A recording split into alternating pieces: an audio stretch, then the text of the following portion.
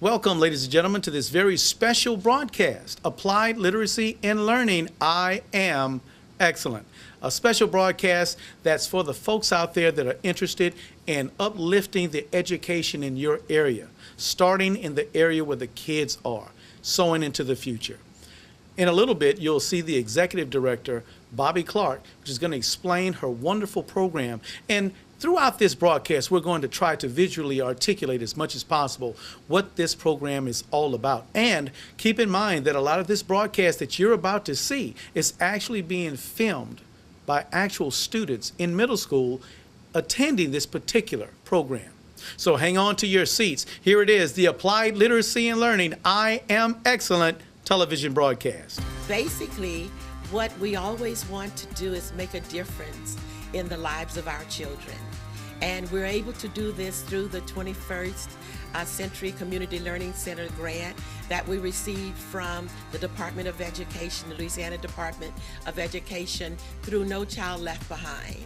And so basically, what we've been able to do is to have an after-school program for the middle school, Capital Middle and Southeast Middle. And what happens with this is that we've had 3 days of academics, and we focus on math with also some additional English that's brought into the program. And in addition to that, the students have 1 day of enrichments, and that has included film production with Brian Herzog, and then we have Zonda Barnes, who does the etiquette, what we call personal development. And then we also have Zumba with Stephanie. And let's see here, we have 2 additional ones. We have, Michael Davila, and he's martial arts. And we have chess. And that chess program is with one of our tutors also. So it's been going along really well. So it has that diversity that allows us to not only have the children involved in their academics, but also to have some fun as well. The aspects that stood out the most with the program are the progress that we've seen with the children. They have excelled on their both iLEAP and LEAP exams, and with the post-assessments, we have seen increased grades in mathematics and ELA, which is English and Language Arts, but we're most concerned with mathematics. And like I said, we have seen tremendous increase in their learning. The difference in my position I believe in my position as the coordinator is that I deal with the students, the tutors, the partners, the principals, all the school administration.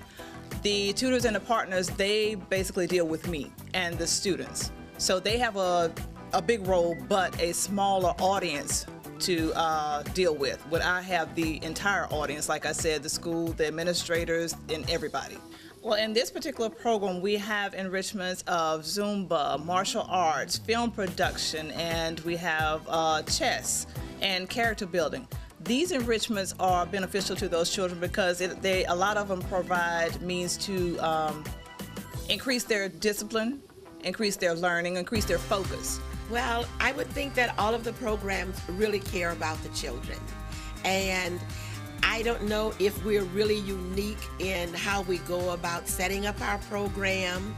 I will tell you that I insist that all of my tutors are qualified to be in those positions. I will tell you, one of the students at Capital Middle was in our after-school program at our center. And this young lady had failed the LEAP.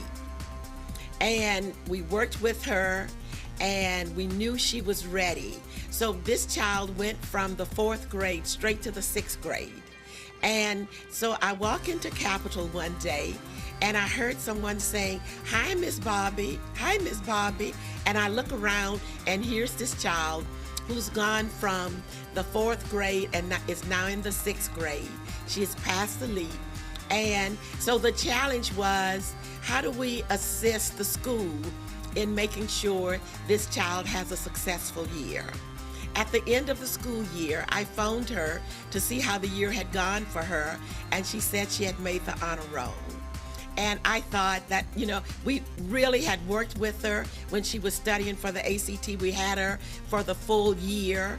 And then to have had her again in the 6th grade and to see that she was successful, not only successful, but to be an honor student after having gone from the 4th to the 6th grade. And I feel so honored that we were able to play a part in her success. I've been teaching for a year and a half with Applied Literacy and Learning, teaching Zumba, which is a dance fitness class. And the differences I've noticed from teaching my children at the middle school level and teaching the adults that I teach at the various gyms in town is that I need to give the kids lots of motivation, and I need to always find ways to connect with them on their interests and their levels. So bringing in music that they are interested in, finding ways to connect certain movements with movements that they're used to has been a difference from me teaching with my adult classes.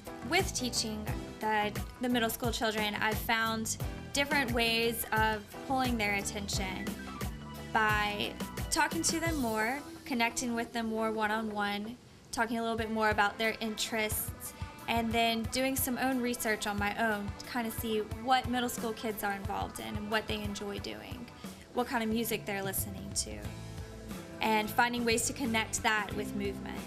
Working with the kids, I've noticed that the music that I've used or the dances I've used, I've also had a chance to take the kids together and have them come up and create movements together. I've used some of that, and it's a different flair, it's a different flavor than sometimes what I'm used to doing in my classes. So I've enjoyed taking that and bringing it to my adult students, and they've enjoyed that too, and we've expanded our interests. Throughout this year, I've had a student who, she was very eager and very excited to learn, and at times it can be difficult to learn some of the movements. If it's not something you're used to doing, it can be hard to pick up on. So I've noticed that throughout the year, she's improved on that, improved on picking up faster the movements that we're doing, the combinations, remembering, which are all key elements that she can use in her schoolwork too. Memorizing, understanding, comprehending. So I noticed at the end of the year, we were doing some new dances, and she picked up on it very fast. When someone picks up something fast, it's very exciting. I've learned that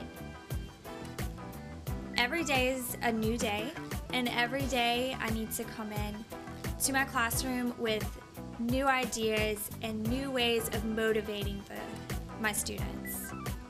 New ways to create fun and create a setting where they are inspired to get up and move and participate. What I get out of teaching is joy. For me, fitness and eating healthy and being fit has always been easy. I've had a few bumps here along down the road, but I've always felt better when I was active and when I was eating correctly. And so I get a joy when I come to the class and I see the girls start to participate, and sometimes the young men too, start to participate, start to move and enjoy it, and tell me, hey, I do feel better, or I enjoyed doing that today. I get joy out of making other people happy. Children usually are a challenge in the beginning. One is after school, so they don't particularly want to be there. And so it's having a program that draws them in, that they want to attend. And so that's a challenge. I know the enrichments had a very, very large part in their wanting to be there and to be able, they were able to select the program that they desired. They had a choice of being in chess, martial arts, film production, personal development, or they could be in Zumba. And so having those wide range of choices really made a difference. I would go and visit, and it was interesting watching the children in film production who literally were able to use the cameras. They weren't just there sitting with instruction, but they were hands-on. They were using the cameras. They were involved all the way through. I watched them do filming, and I watched them have a promo that was on TV. And I know how successful that is for them. And several of them talked about wanting to become film producers. In the martial arts, several of the children have now talked about, along with their parents, about getting into martial arts and about getting their black belts. Without having introduced these programs to them, then I question whether they would have had the idea of going further into that area. And the same thing with chess. We now have children who are being challenged to go out and join chess clubs so that they can continue that. And so those are the kinds of things that have made a difference. We watch the children in personal development where they made soap. We had some folks who came in and gave all of the children in that class a pair of tennis shoes.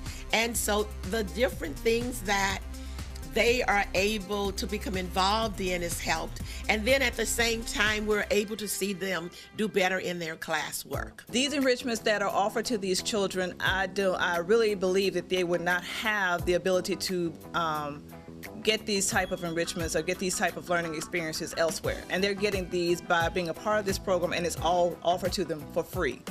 It's like a carrot to them. And especially with the martial arts and the film production, who would think that they would be able to figure out how to do something on TV? Those classes of that magnitude and that nature, they cost. And with the economic situation of a lot of the children and their families, they would not be able to afford those types of classes and get that type of learning outside of this program. Teachers of the enrichments, they are very caring and nurturing individuals, and they also have that extra component of being persons that actually work in the particular industries that they are teaching.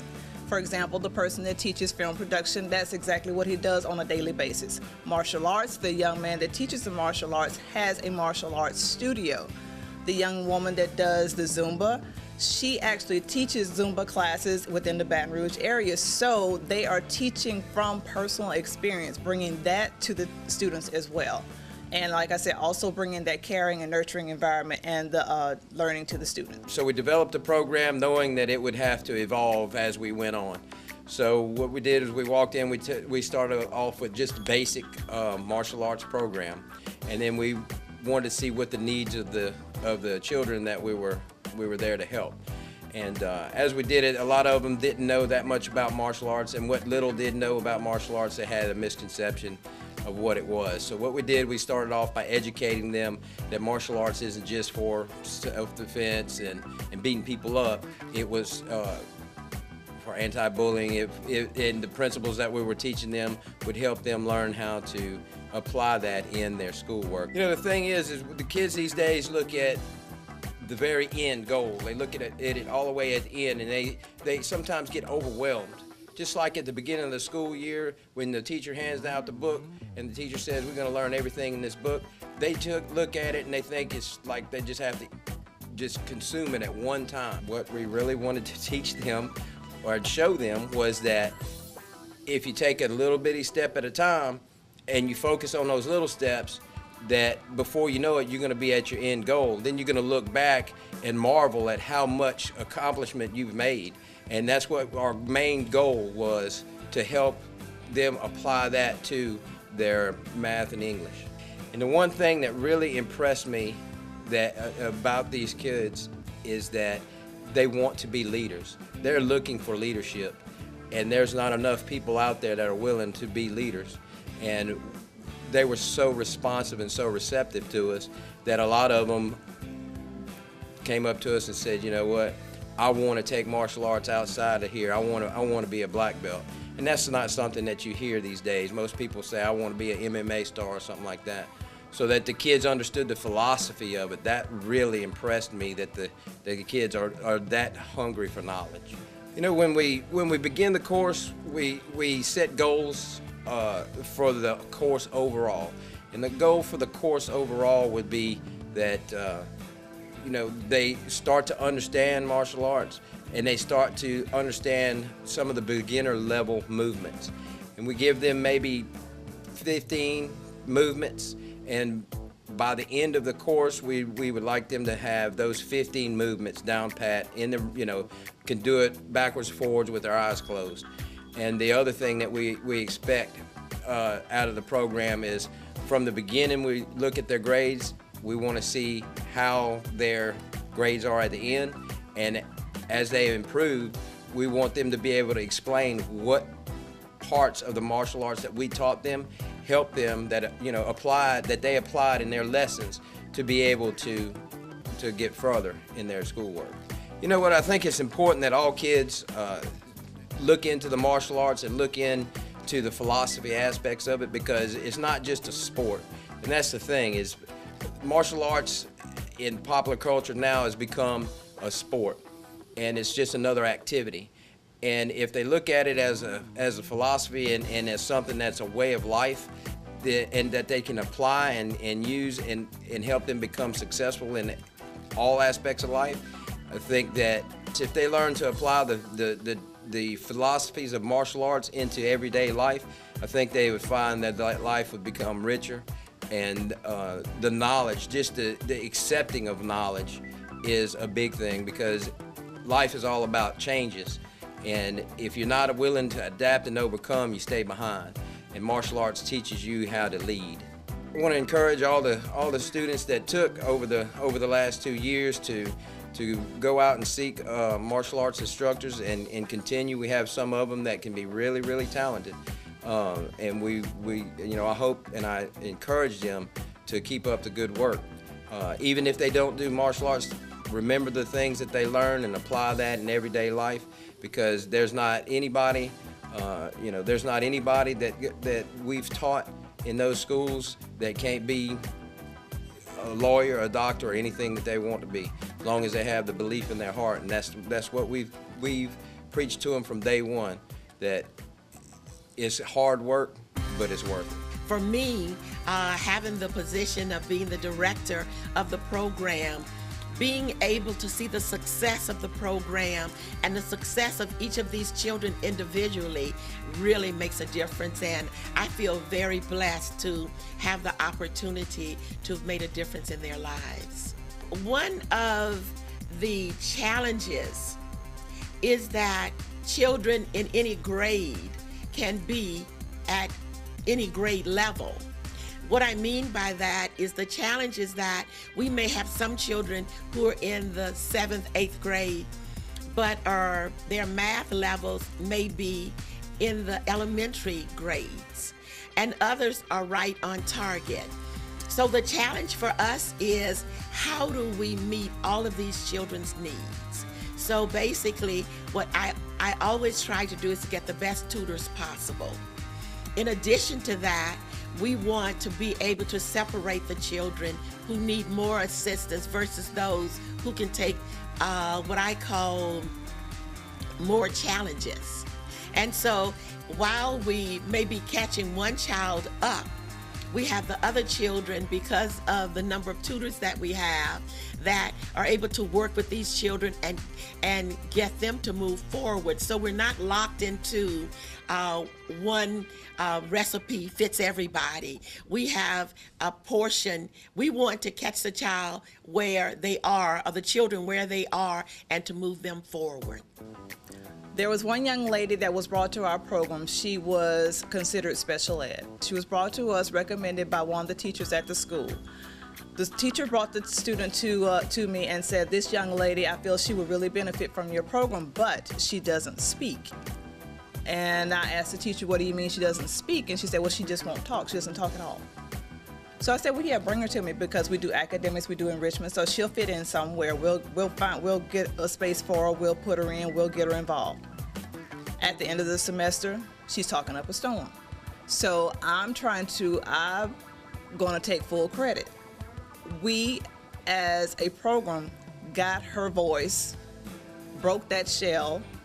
Now she's most friendly, laughing, and talking person. And two, she requested to go to the film production enrichment. So I believe that also had an impact on her getting involved and breaking out of that shell and getting in contact with students and wanting to talk. So she's talking now. And we have also had children to really excel, come from, you could put it ground zero, and are making, say, at least a 3.0 now, because there's a young lady that is kind of like my adopted daughter. She has taken me on as her other mother. When she first came into the program, she came in at the 7th grade, when she was 7th grade, and her grades were not too good, but she's just a sweetie pie. Her grades were not the best, but she kept plugging along, and this year she passed the LEAP exam with flying colors. She passed all of her classes, and now she's going on to high school.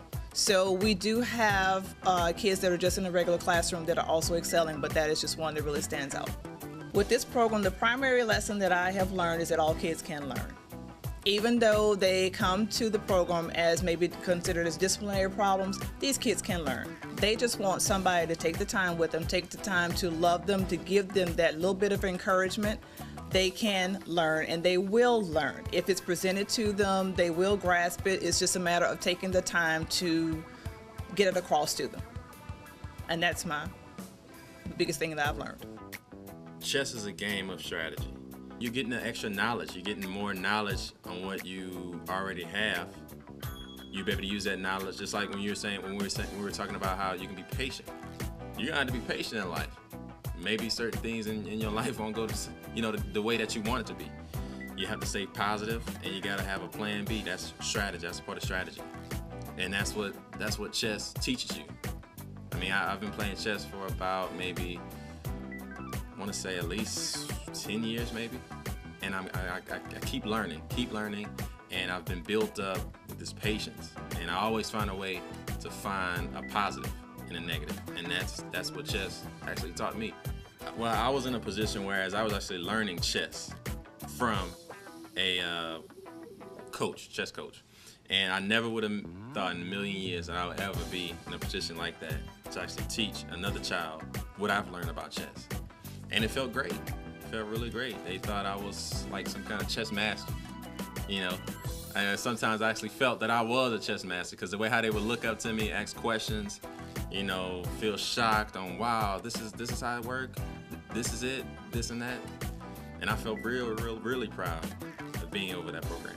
I had a kid named Juan. He was like really into the game. Really into the game. And he wanted to know more about it. And, we would just play games. I could see when I play him, out of all the students that I had in the chess program, he took it like to heart. He would strategize, how patient he is. I mean, I'm not gonna lie to you. When I played with him, I thought, I could take it easy with him. But when I took it easy with him, he'll take it, it looks like he's actually winning. And that's what, that's how, you always have a student like that picks up different things. And he picks it up quick. And that was about the most remarkable story that I can think of. Chess is a mind game, okay? And the good thing about chess is that it teaches you patience, strategize, different things that'll prepare you to do other things that'll benefit you in the long run. But the good thing about chess is that it's not a masculine sport, and it's not a feminine sport. It's not a sport for girls, and it's not a sport for boys. The good thing about chess, the way how it's structured, is that when a lot of people think about chess, when a lot of people think about sports, they think of a masculine sport. Whereas in chess, if you think about it, chess is actually more of a feminine sport than a masculine sport, because the most powerful piece on the board is the queen. Other than that, the reason why I would actually advocate students to get into chess, it's a great game. And I love it, and I want them to be a part of it. One of the schools we have been in since the beginning, since our inception, is Southeast Middle.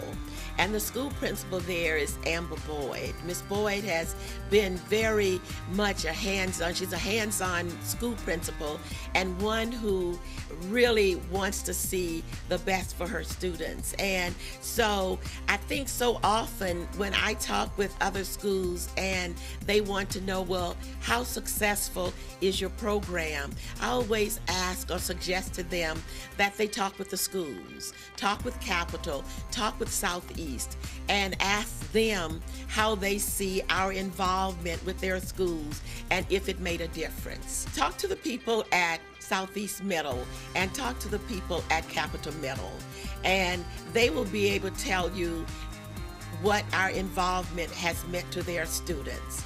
It is, as we see the students and as I walk the hallways, and for children to look and to be able to identify me and speak to me, know my name, and I see them as they continue to be in the classrooms and their involvement.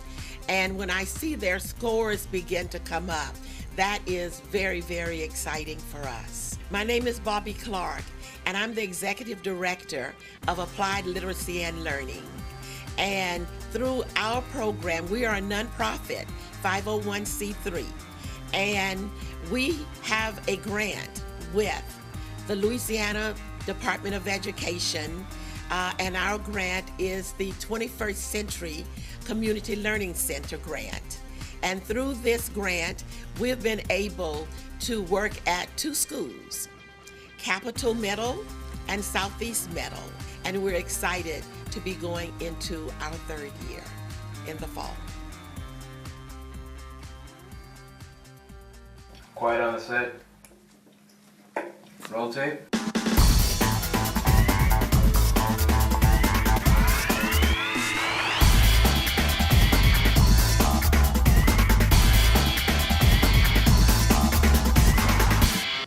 That was just a taste of what's going on inside of the Applied Literacy and Learning I Am Excellent program in the Broadcasting and Film Department. Of course, my name is Brian Herzog. I'm the CEO of Herzog Entertainment, which is responsible for teaching the broadcasting and film inside of the school systems through the Applied Literacy and Learning program.